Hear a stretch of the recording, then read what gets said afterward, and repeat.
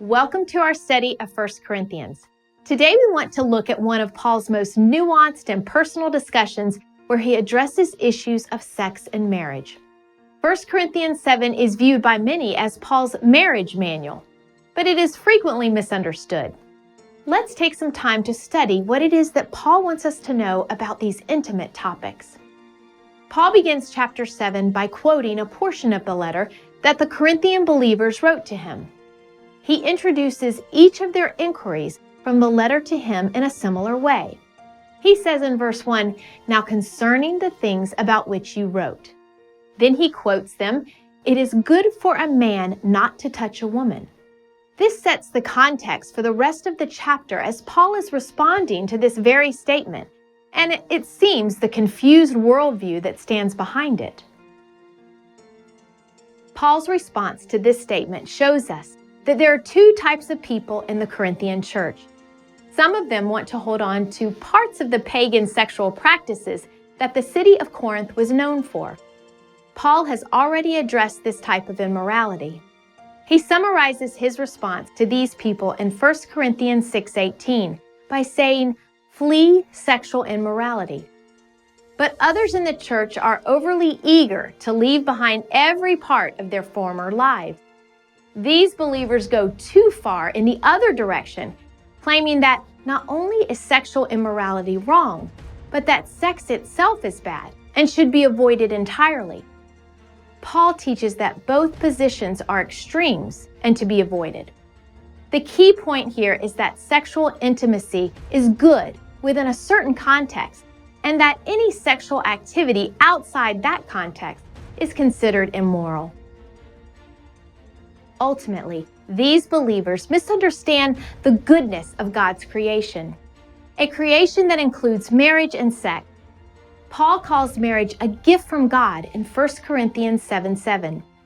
In our desire to live a godly life, Paul says, "Do not call good what God says is evil, and do not call evil what God calls good."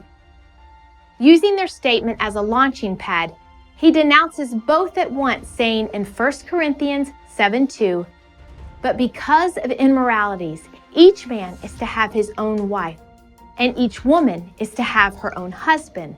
So it is good that a man not touch a woman that isn't his wife, but marriage is to be the standard." Marriage, according to Scripture, is a one-flesh union. The two become one flesh, as we read in Genesis 2:24. This union is the basis of the marriage and entails by nature certain duties or responsibilities that each has to the other. Some in Corinth appear to be preaching chastity within marriage and betraying these obligations. So in verse 5, Paul has to tell them to smarten up, stop depriving one another except by agreement for a time, so that you may devote yourselves to prayer and come together again, so that Satan will not tempt you because of your lack of self-control.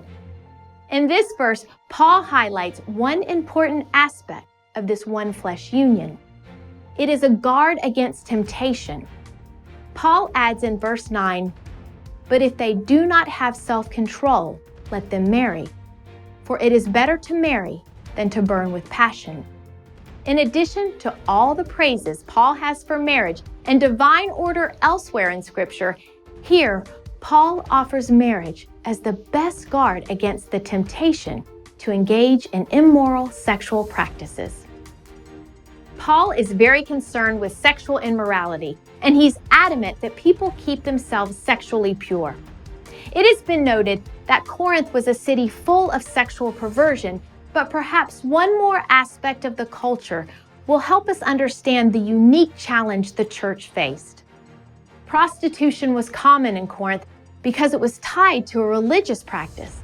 One way people worshiped the gods was through sexual practices in the temple. This sexually immoral practice was tied to one's religious devotion to the gods. Hopefully you can see how this would be difficult to retrain people to think differently about sex and God if this was all they knew before becoming a Christian. For those believers coming from such a background, Paul teaches that marriage is a way to remain sexually pure while avoiding temptation. Scripture is clear regarding God's intentions for humanity and His creation, saying in Genesis 1:31, "It is very good." God made sex pleasant and blessed the union of man with woman in bonded commitment, saying in Genesis 1:28, "Be fruitful and multiply and fill the earth." He even inspired an entire book of the Bible, Song of Solomon, to celebrate the love between a husband and a wife in terms that express all the sexual passion of marital lovers. Hebrews 13:4 states the matter quite clearly, saying, "Marriage is to be held in honor among all, and the marriage bed is to be undefiled, for God will judge the sexually immoral and adulterers." Now, having defended the goodness of marriage, Paul turns his attention to a related topic, singleness. As much as Paul celebrates marriage in chapter 7, he encourages singleness perhaps to an even greater extent. He says in 1 Corinthians 7:7, "Yet I wish that all men were even as I myself am." However, each man has his own gift from God, one in this manner and another in that. He goes on to explain in verse 8, saying, "But I say to the unmarried and to widows that it is good for them if they remain as I am." Paul is single. This is an uncommon perspective in Scripture, as we often think of marriage being God's best plan for everyone. Listen, however, to the words of Jesus in Matthew 19:12 as he addresses this issue. "For there are eunuchs who were born that way from their mother's womb, and there are eunuchs who are made eunuchs by men, and there are eunuchs who made themselves eunuchs for the sake of the kingdom of heaven. He who is able to accept this, let him accept it." Now, a eunuch is a man who is unable to engage in sexual activity, typically as a result of castration. When Jesus refers to eunuchs for the sake of the kingdom of heaven, he is talking figuratively about men who abstain from sex, and therefore from marriage, in order to be devoted to their kingdom-focused ministry. This is precisely what Paul advocates in 1 Corinthians 7, if they have the special gift of extraordinary self-control in sexual matters. Of remaining single for the sake of Christ, Paul says in verse 28, "But if you marry, you have not sinned. And if a virgin marries, she has not sinned. Yet such will have trouble in this life, and I'm trying to spare you." He goes on in verse 32 through 35, "But I want you to be free from concern. One who is unmarried is concerned about the things of the Lord, how he may please the Lord. But one who is married is concerned about the things of the world, how he may please his wife, and his interests are divided. The woman who is unmarried and the virgin is concerned about the things of the Lord, that she may be holy both in mind and spirit. But one who is married is concerned about the things of the world, how she may please her husband.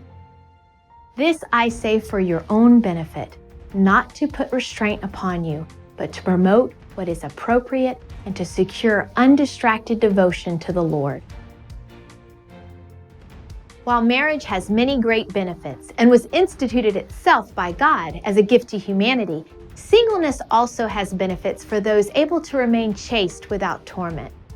Paul's encouragement here is not that singleness is better than marriage, but that each person should do whatever will, he puts it, secure undistracted devotion to the Lord.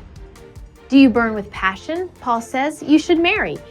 Do you have superior self-control and a desire to devote yourself unencumbered to the Lord? Then singleness is a gift from God for your benefit. Above all, he says, that you are free in either regard. You should seek to follow God's specific call for your life. There is yet another layer of nuance that Paul adds to this discussion in this chapter. He says in verses 26 through 27, "I think then that this is good in view of the present distress, that it is good for a man to remain as he is. Are you bound to a wife? Do not seek to be released. Are you released from a wife? Do not seek a wife." He then goes on to explain in verses 29 through 31, saying, "But this I say, brethren, the time has been shortened, so that from now on Those who have wives should live as though they had none, and those who weep as though they did not weep, and those who rejoice as though they did not rejoice, and those who buy as though they did not possess, and those who use the world as though they did not make full use of it. For the form of this world is passing away. Here, Paul is putting the question of sex, marriage, and singleness within the larger context of what he calls this present distress. As we seek to understand what he means by distress, we find that he has both a near view and a far view in mind. In the near view, this present distress refers to the great persecution that has come upon the Christian community throughout the Roman world. This persecution has brought about the deaths of members of the early church and will eventually consume the lives of Paul and most of the apostles. It is this persecution that gives much of Paul's preaching and urgency, knowing that he does not have much time to fulfill his mission. He also knows that the same is true for many of those who read his letter. Thus he says, "The time has been shortened." Many places in today's world are experiencing this kind of persecution. Paul's advice is written especially, though not exclusively, for those who live under such conditions. In such cases where extreme adversity arises, life has enough complication, and it is difficult enough to be devoted to the Lord. Paul says it is for your benefit that you remain as you are, whether married or unmarried. He concludes in verse 20, "What matters is keeping the commandments of God." This is the goal he has in mind throughout this entire discussion. Do what God has called you to do, and whatever will allow you to be most fully devoted to Him. At the same time, Paul has a far view in mind as he writes these things. He says at the end of verse 31, "For the form of this world is passing away." This statement brings to mind the end times destruction of this world and the hope of a new creation. It is probable that Paul, like nearly every believer in history, believes that the return of Christ will happen soon. He sees his present persecution not as an isolated incident, but as a symptom of the world winding to an end. He is not mistaken on this behalf, as Christ's return could happen at any moment. Therefore, he says we must live as if we are not promised another day in this world again. His goal is for our unfettered devotion to the Lord, unfettered by competing commitments and unfettered by unsated and distracting passions. As we close, remember that whether you are experiencing the present distress of persecution or you are awaiting the day when this world passes away, Paul's message to you is the same. In 1 Corinthians 6:18, Paul says, "Flee immorality and devote yourselves to the Lord." In marriage, you can do this by remaining faithful to your spouse and fulfilling your marital duty of sexual intimacy. In singleness, you can do this by removing all distractions and becoming fully devoted to God.